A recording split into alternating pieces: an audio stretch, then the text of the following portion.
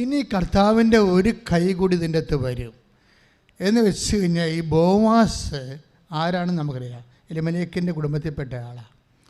ഈ ബോവാസ് ആണ് റൂത്തിന്, മോവാബുകാരത്തെ റൂത്തിനെ ആ പാടശേഖരത്തിലാണ് ചെല്ലാൻ ദൈവം ഗൈഡ് ചെയ്തത്. എന്നിട്ട് ബോവാസിനെ കുറിച്ച് വന്ന് നവോമിയോട്, അമ്മായിയമ്മയോട് പറഞ്ഞു, ഇന്ന് ബോവാസിൻ്റെ പാടത്തിലാണ് ഞാൻ ചെന്നതെന്ന് പറയും. അപ്പോഴുടനെ നവോമിക്ക് കത്തും. ബോവാസ് നവോമിയുടെ ഒരു അകന്ന ബന്ധുവാണ്. അപ്പോൾ നവോമി പിന്നെ കുറച്ച് കാര്യങ്ങൾ പറയും.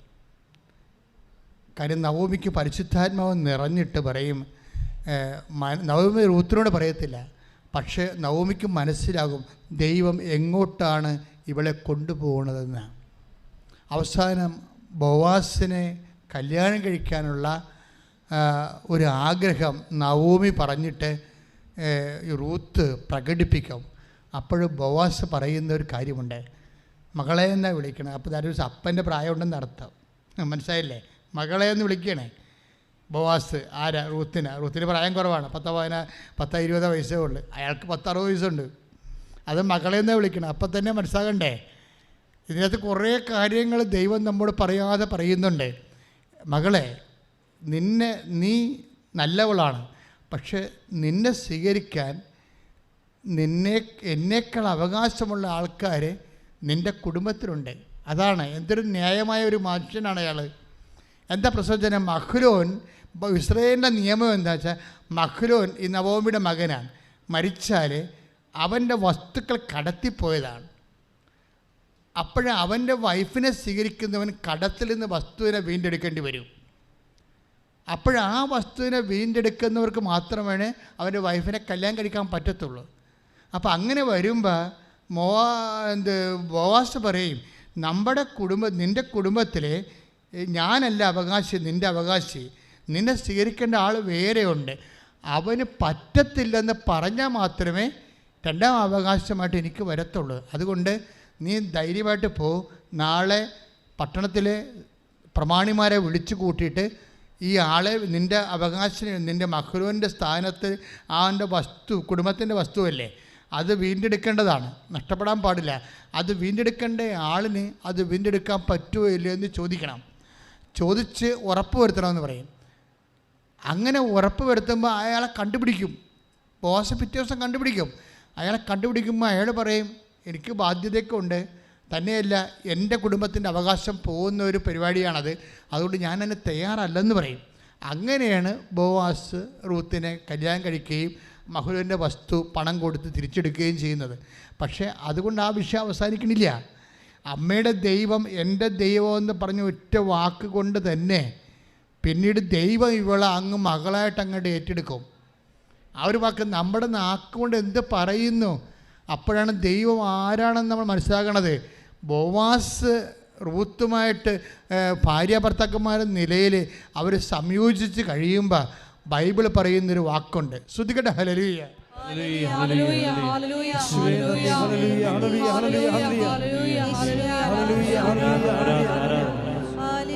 റൂത്ത് 4:13 ശ്രദ്ധിക്കട്ടെ, ഹല്ലേലൂയ.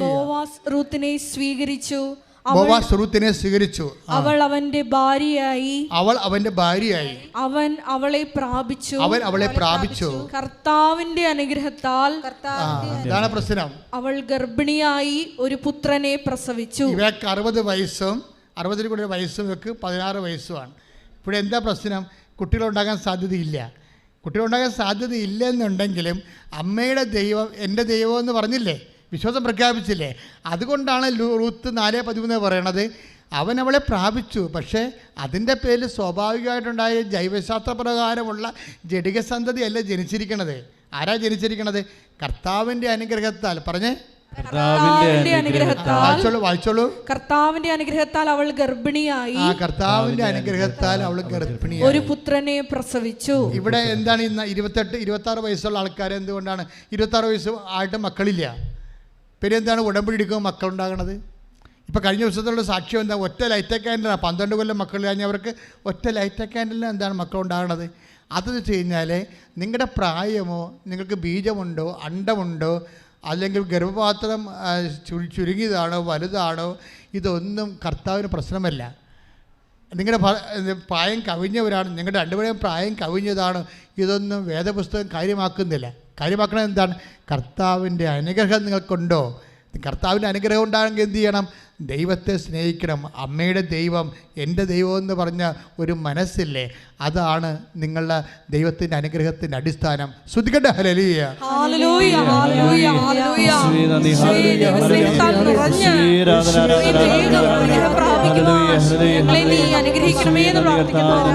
ഇതെന്താ പ്രോബ്ലം എന്ന് വെച്ച് കഴിഞ്ഞാൽ, ഇപ്പം നിങ്ങൾക്ക് അഹബ് എന്ന് പറയുന്ന ദൈവസ്നേഹത്തിലാണ് ഉടമ്പടിയുടെ 3 കാര്യങ്ങൾ നടക്കുന്നത്. അഹാബിന് ബോവാസിന് വയസ്സെത്രയാണ്? 60 മേൽ വയസ്സാണ്. റൂത്തിന് 20 വയസ്സാണ്. ഇവർക്ക് കുഞ്ഞുങ്ങളുണ്ടാകാനുള്ള സാധ്യത വളരെ കുറവാണ്. പക്ഷേ എങ്ങനെ കുഞ്ഞുങ്ങൾ ഉണ്ടാകണത്? റൂത്ത് 4:13 അനുസരിച്ചുകൊണ്ടാണ്. എന്തുകൊണ്ടാണ്? കർത്താവിൻ്റെ അനുഗ്രഹത്താൽ. അതിന് റൂത്ത് എന്തുകൊണ്ടാണ്? റൂത്തിന് ആ അനുഗ്രഹം കിട്ടാൻ കാര്യം എന്താണ്? ദൈവത്തോടുള്ള അവളുടെ സ്നേഹമാണ്. അപ്പോഴെന്താണ്? ബോവാസിന് 60 വയസ്സുണ്ട്, മെരിട്ടില്ല. അതാണ് സംഭവം. ഉടമ്പടിയുടെ മെയിൻ സബ്ജക്റ്റാണത്. ബോവാസിനൊരു കുട്ടി ഉണ്ടാകാനുള്ള മെരിട്ടില്ല, പ്രായം കവിഞ്ഞ ആളാണ്. പക്ഷേ നോട്ട് ബൈ മെരിറ്റാണ് ഇത് വർക്ക് ചെയ്യേണ്ടത്, ബട്ട് ബൈ ഗ്രേസ്. അതാണ് കർത്താവിൻ്റെ അനുഗ്രഹത്താൽ. അതാണ് 2-3 കൈയടിച്ച് കർത്താവിനെ ശ്രദ്ധിക്കേണ്ട. ഉടമ്പടി ഒന്നാമതായിട്ട് വർക്ക് ചെയ്യണത് ഗലാത്യർ 5:22 അനുസരിച്ചുള്ള ആഹബ് അനുസരിച്ചാണ്. സ്നേഹം, ദൈവസ്നേഹം അനുസരിച്ചാണ് വർക്ക് ചെയ്യണത്. ദൈവസ്നേഹമാണ്. നിങ്ങൾ എന്ത് ഉടമ്പടി പ്രകാരം ചെയ്താലും മിനിമം ദൈവസ്നേഹം ഉണ്ടാകണം. ദൈവസ്നേഹത്തിൻ്റെ നിലവാരം കൂടുന്നതനുസരിച്ച് കൊണ്ട് നോട്ട് ബൈ മെറ്റർ വർക്ക് ചെയ്യും. ഇപ്പോൾ മക്കളില്ലാത്ത ഒരു 10 പേര് കുടുംബങ്ങളിൽ ഒരു ദിവസം ഇവിടെ വരും. പക്ഷേ ഈ മക്കളില്ലാത്തവർ വരുമ്പോൾ നിങ്ങൾ ഓർക്കരുത് അച്ഛൻ്റെ ബ്ലെസ്സിങ് കൊണ്ടാണ് ഇത് വർക്ക് ചെയ്യണമെന്ന്. ആ ചിലപ്പോൾ കുറച്ച് 10-20% ബാക്കി 80% ദൈവസ്നേഹത്തിൽ അവർക്ക് ചെയ്യണത്.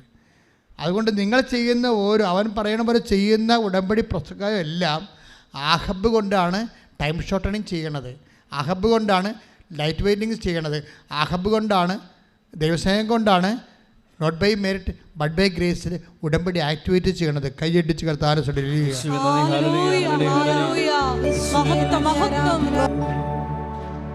എല്ലാവരും എഴുന്നേൽക്കുക, എല്ലാവരും എഴുന്നേൽക്കുക. രോഗസൗഖ്യ പ്രാർത്ഥനയുടെ സമയമാണ്. സന്തോഷമായി നിൽക്കണം കേട്ടോ. നിങ്ങളെ സാക്ഷ്യങ്ങൾ കേട്ടാൽ മനസ്സിലാകുമല്ലോ. ഈ സമയത്ത് കർത്താവ് ഒത്തിരി പേരെ സുഖപ്പെടുത്തുന്ന എല്ലാവരും വന്ന് സാക്ഷ്യം പറയും. ഇവിടെ മാത്രമല്ല, ഓൺലൈനിൽ വിവിധ ഭൂഖണ്ഡങ്ങളിൽ താമസിക്കുന്നവരെ പോലും ഈ സമയത്ത് കർത്താവ് സുഖപ്പെടുത്തും. അതുകൊണ്ട് സന്തോഷമായി വേണം നിൽക്കാൻ. അമ്മ മാതാവ് ജീവനോടെ പ്രത്യക്ഷപ്പെട്ട ഇടത്താണ് നിൽക്കണമെന്ന് ഓർക്കണം. 10,000-കണക്കിന് ആരാധന നടന്നിട്ട് ലക്ഷക്കണക്കിന് മനുഷ്യർ സൗഖ്യപ്പെട്ട് ഇന്ന് ലോകം മുഴുവനും സുവിശേഷ വേല നടത്തുന്ന ദൈവത്തിൻ്റെ പുണ്യഭൂമിയിൽ നിൻ്റെ കണ്ണീരിൻ്റെ കാലത്ത് നിന്നെ വിളിച്ചത് കർത്താവാണ്. കൈയടിച്ച് കർത്താവ്.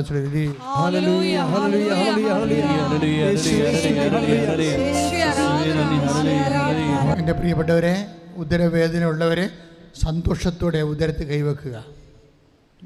നിങ്ങൾ ഇന്ന് കാണുന്ന ഈജിപ്ഷ്യക്കാരെ നാളെ നിങ്ങൾ കാണത്തില്ലെന്ന് പറയുന്നത് പോലെ തന്നെയാണ് നിങ്ങൾ ഇന്ന് അനുഭവിക്കുന്ന രോഗവും വേദനയും നാളെ നിങ്ങളുടെ ശരീരത്തിൽ ഉണ്ടാകത്തില്ല. അതുകൊണ്ട് തന്നെ ഉദരവേദന ഉള്ളവരെ, അവരിന് ബ്ലീഡിങ് ഉള്ളവരെ അടിവയറ്റി കൈവെക്കണം. RSS ഉള്ളവരും അടിവയറ്റി കൈവെക്കണം. PCOD, അതുപോലെ തന്നെ പിസ്തുല രോഗികൾ എല്ലാവരും, നടുവേദനക്കാർ, കിഡ്നി രോഗികളും നടുവിൽ കൈവച്ച് പ്രാർത്ഥിക്കണം. അച്ഛൻ പ്രാർത്ഥിക്കുമ്പോൾ അറിയാവുന്നൊരു വിശ്വാസ പ്രമാണം ചെല്ലണം, അല്ലാത്തൊരു സ്തുതിക്കണം. സ്തുതിക്കട്ടെ. ഹല്ലേലൂയ. കർത്താവായ യേശുമിശിഹായേ, നിന്റെ വിശുദ്ധ പൗരോഹിത്യത്തെ മഹത്വപ്പെടുത്തണമെന്ന് പ്രാർത്ഥിക്കുന്നു. സഭയിലുള്ള സാന്നിധ്യം പ്രകടമാക്കണമേ.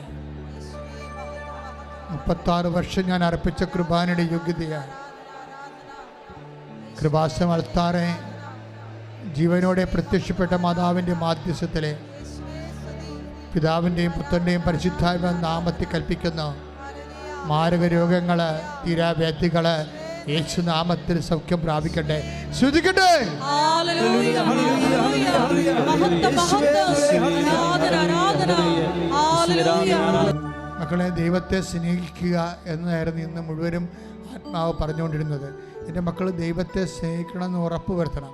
ഇനി പുറത്തിറങ്ങുമ്പോൾ നേരത്തെ ഉള്ളതിനേക്കാൾ 10 മടങ്ങ് ഞാൻ ദൈവസ്നേഹത്തോടെ ഉടമ്പടി നിറവേറ്റുമെന്ന് ദൈവത്തോട് പറയുക. എന്നിട്ട് നിങ്ങൾ ശ്വാസകോശ രോഗികളെ നെഞ്ചി കൈവച്ച് പ്രാർത്ഥിക്കുക. കരൾ രോഗികളെ നെഞ്ചിൻ്റെ താഴെ കൈവച്ച് പ്രാർത്ഥിക്കുക. ശരീരത്തിൽ മുഴയുള്ള സ്ഥലത്ത് കൈവച്ച് പ്രാർത്ഥിക്കുക. ഒരു കാര്യം എൻ്റെ മക്കളോട് ഞാൻ പറയാൻ ആഗ്രഹിക്കുന്നു. നിങ്ങൾക്ക് രോഗമില്ലെങ്കിലും നിങ്ങളുടെ ബന്ധുക്കൾക്ക് രോഗമുണ്ടോ, നിങ്ങൾ കരുതുന്നവർക്ക് രോഗമുണ്ടെങ്കിൽ അവരുടെ പേരിൽ അവർക്ക് രോഗം എവിടെയാണോ ആ ഭാഗം നിങ്ങളുടെ ശരീരത്തിൽ കണ്ടെത്തിക്കൊണ്ട് അവർക്ക് വേണ്ടി ദൈവസ്നേഹത്തോട് ശ്രുതിക്കട്ടെ. Hallelujah, hallelujah, hallelujah. ഒന്നും സാധ്യമില്ലാത്തവരെ ഈശോ, എല്ലാം സാധ്യമായവരെ ഈശോ, ഹൃദയരോഗികള്, കരൾ രോഗികള്, ശ്വാസകോശ രോഗികള്, ടോൺസൈറ്റ് രോഗികള്, തൈറോയ്ഡ് രോഗികള്, ഈശോ ഈശോ ഈശോ സ്പർശിക്കണമേ കർത്താവേ. ശ്വാസകോശനെ കഴുകണമേ കർത്താവേ. യേശു ശ്വാസകോശം കഴുകണ കർത്താവേ. ഹൃദയത്തിൻ്റെ വാൽവുകൾ, ബ്ലോക്കുകൾ യേശുക്രിസ്തു നാമത്തിൽ നീങ്ങിപ്പോകട്ടെ.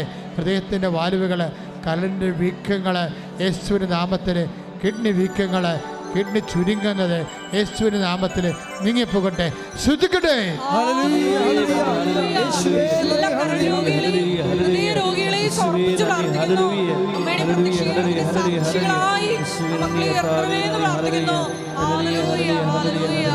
മക്കളെ, ശിരസിൻ്റെ രോഗികൾ ശ്രദ്ധിക്കുക. നിങ്ങൾ തന്നെയല്ല കേട്ടോ, നിങ്ങളുടെ ബന്ധുക്കൾക്ക് വേണ്ടിയും പ്രാർത്ഥിക്കണം. എന്നിട്ട് സാക്ഷ്യം പറഞ്ഞ് ദൈവത്തെ മഹത്വപ്പെടുത്തിക്കളാന്ന് മുൻകൂർ പറഞ്ഞുള്ളൂ. കണ്ണ് കാണാൻ കാഴ്ചക്കുറവുള്ളവരെ, ചെവിയിൽ നിന്ന് പഴുപ്പ് വരുന്നവരെ, ചെവി കേൾക്കാൻ പാടില്ലാത്തവരെ, അതുപോലെ തന്നെ മുടി കൊഴിച്ചിലുള്ളവർ, വല്ലാത്ത രീതിയിൽ മുടി കൊഴിഞ്ഞു പോകുന്നവർ, കീമോ എടുത്തതിൻ്റെ പേരിൽ മുടി കൊഴിഞ്ഞു പോകുന്നവർ, ടോൺസൈറ്റ് രോഗികൾ, തൈറോയ്ഡ് രോഗികൾ, മൂക്കിൻ്റെ പാലത്തിന് വളവുള്ളവർ, സൈനസൈറ്റിസിൻ്റെ അസുഖമുള്ളവർ, മൂക്കിൽ ദശ വളരുന്നവർ, എല്ലാവരും, തൊണ്ടയ്ക്ക് ക്യാൻസർ ഉള്ളവർ, മുഴയുള്ളവർ, പല്ലിന് വേദനയുള്ളവർ, ഇളകി നിൽക്കുന്നവർ, മോണക്ക് പഴുപ്പുള്ളവർ, എല്ലാവരും ശിരസ് കൈവച്ചുകൊണ്ട് ശക്തമായ സൗഖ്യത്തിനായി ശ്രദ്ധിക്കട്ടെ. എൻ്റെ കർത്താവേ, നിൻ്റെ വിശുദ്ധമായ പൗരോഹിത്യത്തെ മഹത്വപ്പെടുത്തുന്ന പ്രാർത്ഥിക്കുന്ന കർത്താവേ, സഭയിലുള്ള സാന്നിധ്യം പ്രകടമാക്കണം പ്രാർത്ഥിക്കുന്നു. 36 വർഷം ഞാൻ അർപ്പിച്ച കൃപാനയുടെ യോഗ്യതയാൽ കൃപാസ്ഥാനത്താറെ ജീവനോടെ പ്രത്യക്ഷപ്പെട്ട മാതാവിൻ്റെ മാധ്യസ്ഥത്തിൽ, പിതാവിൻ്റെയും പുത്രൻ്റെ പരിശുദ്ധാത്മാവിന്റെ നാമത്തിൽ ശിരോരോഗങ്ങൾ, മാർഗരോഗങ്ങൾ, തിരാവേദികൾ യേശുവിൻ്റെ നാമത്തിൽ മാറിപ്പോകട്ടെ. ശ്രുതിക്കട്ടെ.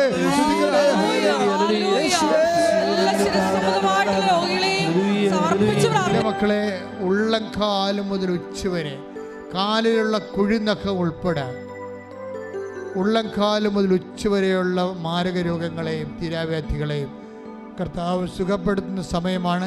ശരീരത്തിൽ അകത്തുള്ള ആന്തരിക അവയവങ്ങൾക്കുണ്ടാകുന്ന പോരായ്മകൾ, ഗ്രന്ഥികളുടെ വീക്കം, ഗ്രന്ഥികളെ സ്രാവ് ഉൽപ്പാദിപ്പിക്കാത്ത അവസ്ഥകൾ, അതുപോലെ ഇമ്പോർട്ടൻ്റ് ആയിട്ടുള്ള അവസ്ഥകൾ, മക്കളുണ്ടാകാൻ സാധ്യതയില്ലാത്ത ശാരീരിക ജനിതകമായ തകരാറുകൾ എല്ലാം ഉള്ളവർക്ക് വേണ്ടി പ്രാർത്ഥിക്കാൻ പോവുകയാണ്. അതുപോലെ വാദരോഗികൾ, അതുപോലെ തന്നെ നടക്കാൻ പാടില്ലാത്തവർ, അസ്ഥി വേദനയുള്ളവർ, അസ്ഥി ദ്രവിക്കുന്നവർ, അസ്ഥി ഉരുക്കമുള്ളവർ, വെള്ളപ്പൊക്കമുള്ളവർ, വൈറ്റ് ഡിസ്ചാർജ് ഉള്ളവർ, പീരീഡ്സ് വന്നാൽ ഒരിക്കലും മാറാതെ ദിവസങ്ങളോളം ബ്ലഡായിട്ട് ബ്ലഡ് പോകുന്നവർ, അതുപോലെ തന്നെ സ്രാവരോഗങ്ങൾ, മൂത്രമറിയാതെ പോകുന്നവർ, മലമറിയാതെ പോകുന്നവർ, കിടപ്പ് രോഗികൾ, അതുപോലെ തന്നെ ചെവിയിൽ നിന്ന് പഴുപ്പ് പോകുന്നവർ, അതുപോലെ തന്നെ എപ്പോഴും ജലദോഷം വിട്ടുമാറാത്തവർ, അലർജി രോഗികൾ, അവിടെയെല്ലാം കൈകളെ സുസ്ഥിക പോലെ വെച്ചുകൊണ്ട് മുഴുവൻ ശരീരത്തെ കർത്താവിനെ ഏൽപ്പിച്ചുകൊണ്ട് മാതാവിൻ്റെ മധ്യസ്ഥത്തിൽ ശ്രുതിക്കട്ടെ.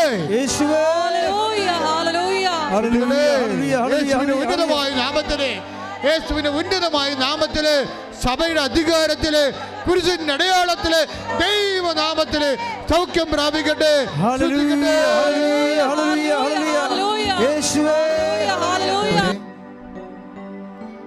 ജപ്തി നടപടി നേരിടുന്നവരെ, പരീക്ഷ എഴുതാൻ പോകുന്ന മക്കള്, പ്രത്യേകിച്ച് SLC പരീക്ഷയ്ക്ക് വേണ്ടി ഒരുങ്ങിക്കൊണ്ടിരിക്കുന്ന മക്കള്, പ്രൊഫഷണൽ പരീക്ഷയ്ക്ക് വേണ്ടി ഒരുങ്ങിക്കൊണ്ടിരിക്കുന്ന മക്കള്, മത്സര പരീക്ഷയ്ക്ക് വേണ്ടി ഒരുങ്ങിക്കൊണ്ടിരിക്കുന്ന മക്കളെ, അവർക്കെല്ലാം വേണ്ടി പ്രാർത്ഥിക്കുന്ന സമയമാണ്. വിവാഹം ഒത്തുവരാത്തവരെ, വീടില്ലാത്തവരെ,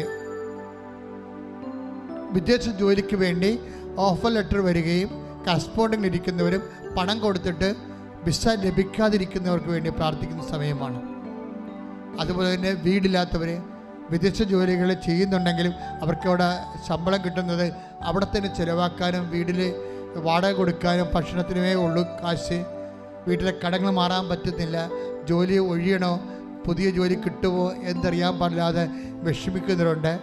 അതുപോലെ ജയിലിൽ കിടക്കുന്നവരുണ്ട്, വിദേശത്തും സ്വദേശത്തും പോസ്കോ കേസിൽ പെട്ടവരുണ്ട്.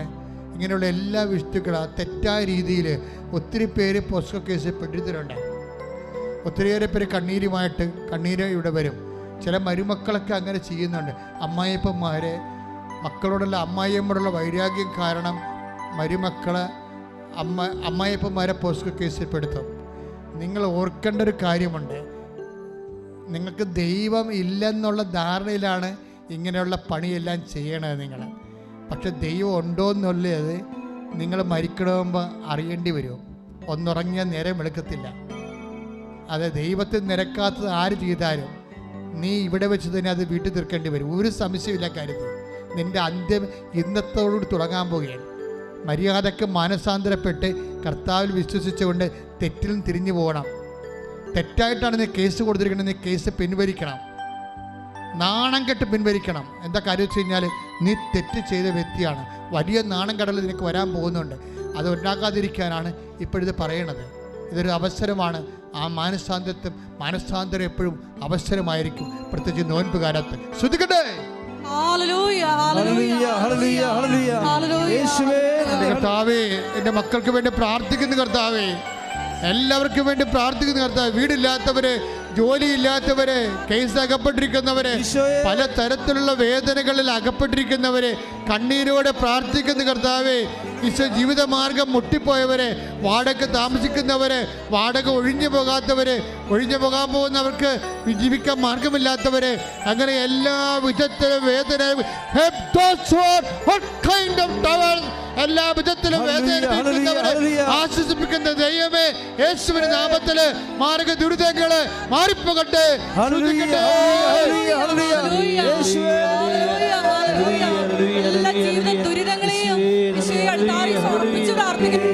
എൻ്റെ മക്കളെ, മനോരോഗികള്, നാട് വിട്ടുപോയവരെ, വീട് വിട്ടുപോയവര്, വീട്ടിൽ മിണ്ടാപ്രാണികളെ പോലെ നിശബ്ദരായി ഇരിക്കുന്നവരെ, ഡിപ്രഷൻ രോഗം വന്നുപോയവര്, സംസാരിക്കാത്തവർ, പഠിക്കാൻ പറ്റാത്ത വിദ്യാർത്ഥികൾ, ജോലി ചെയ്യാൻ പറ്റാത്ത ഉദ്യോഗസ്ഥന്മാർ, ജോലിക്ക് പോകാതെ വീട്ടിൽ ലീവ് എടുത്ത് വീട്ടിൽ ഇരിക്കുന്നവർ, അങ്ങനെ കുറേ മനോപ്രയാസം അനുഭവിക്കുന്നവരൊക്കെ വേണ്ടി പ്രാർത്ഥിക്കുന്ന സമയമാണ്.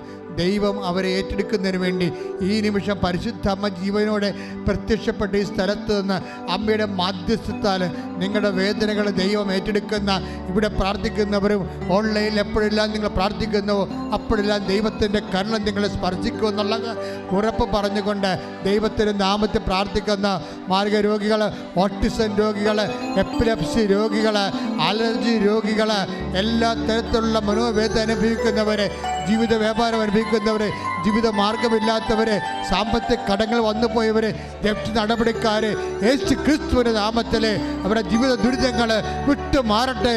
ശ്രദ്ധിക്കട്ടെ. പരിശുദ്ധ പരമ ദിവ്യകാരുണ്യത്തിന് മക്കളെ, വരുമാന മാർഗം മുട്ടിപ്പോയവര്, വരുമാന മാർഗം ഇല്ലാത്തവര്, അങ്ങനെ എല്ലാ മക്കൾക്കും വേണ്ടി പ്രാർത്ഥിക്കുന്ന സമയമാണ്. സാമ്പത്തികമായ വലിയ ബാധ്യതകളെ നമുക്ക് കിട്ടാനുള്ളതിനേക്കാൾ കൊടുക്കാനുള്ള അവസ്ഥയിൽ പൊറുതിമുട്ടി ജീവിക്കുന്നവർ, അതുപോലെ തന്നെ ഉറക്കമില്ലാത്തവർ, പ്രഷർ രോഗികൾ, വിവാഹ തടസ്സമുള്ളവർ, അതുപോലെ തന്നെ ജോലി തടസ്സമുള്ളവർ, അതുപോലെ തന്നെ വ്യത്യസ്തങ്ങളായ രീതികളിൽ വൈരാഗ്യത്തിലും വിദ്വേഷത്തിലും വെറുപ്പിലും ഇരിക്കുന്നവർ, എല്ലാവരുടെ മേലും ദൈവത്തിൻ്റെ കൃപ ചെയ്യാൻ വേണ്ടി ശ്രുതിക്കട്ടെ. ഹല്ലേലൂയ.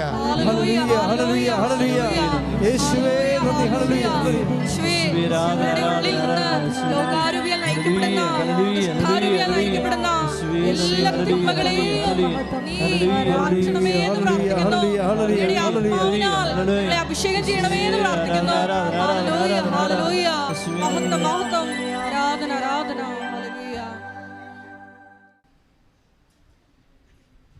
മൗനമായി പ്രാർത്ഥിക്കുക.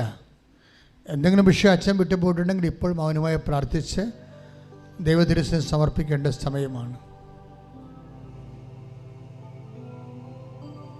പ്രണയബന്ധങ്ങൾ അകപ്പെട്ടു പോയവർക്ക് വേണ്ടി പ്രാർത്ഥിക്കുക.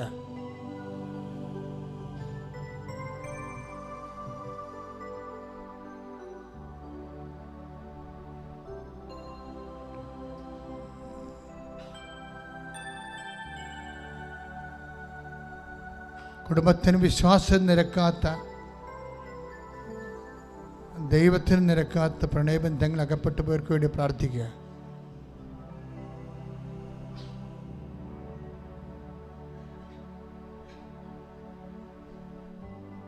നിറച്ച കടങ്ങളുണ്ടെങ്കിൽ അത്രയും വേഗം പൂർത്തിയാക്കാൻ വേണ്ടി തീരുമാനമെടുത്ത് പ്രാർത്ഥിക്കുക. ക്യാൻസർ രോഗികൾക്ക് വേണ്ടി പ്രാർത്ഥിക്കണം. പ്രത്യേകിച്ച് ബ്രസ്റ്റ് ക്യാൻസറിന് സുഖപ്പെടുത്തുന്ന സന്ദേശമുണ്ട്.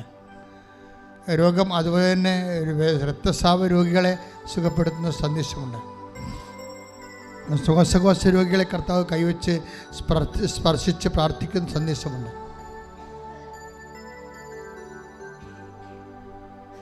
മുട്ടേ നിൽക്കുക. സമാപനാശീർവാദം. ഒരു നിമിഷം നമുക്ക് മൗനമായിട്ട് പ്രാർത്ഥിക്കാം. ഉടമ്പടിയിൽ സമർപ്പിച്ചിട്ടുള്ള എല്ലാ വിഷയങ്ങളുടെയും മേലും പരിശുദ്ധ അമ്മയുടെ പ്രത്യേക മധ്യസ്ഥതയാൽ ഞങ്ങളെല്ലാവരെയും സാക്ഷികളായി ഉയർത്തണമേ എന്ന് പ്രാർത്ഥിച്ചുകൊണ്ട് നമുക്ക് ശിരസ്സ് നമിച്ച് ദിവ്യകാരുണ്യനാഥൻ്റെ ആശീർവാദം സ്വീകരിക്കാം.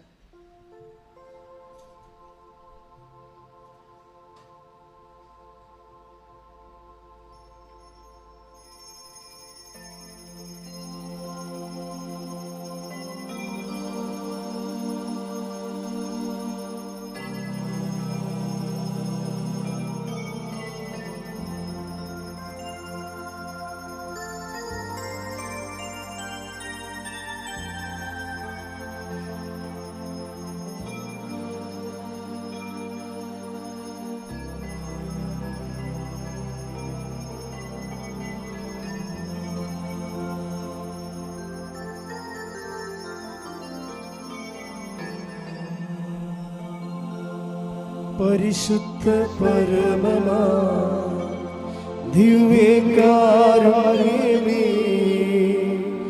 എന്നുമെന്നും അങ്ങേയ്ക്കാരാധന. പരിശുദ്ധ പരമമാ ദിവ്യകാരുണ്യമേ, എന്നുമെന്നും അങ്ങേയ്ക്കാരാധന. പരിശുദ്ധ പരമമാ ദിവ്യകാരുണ്യമേ, എന്നുമെന്നും അങ്ങേയ്ക്കാരാധന.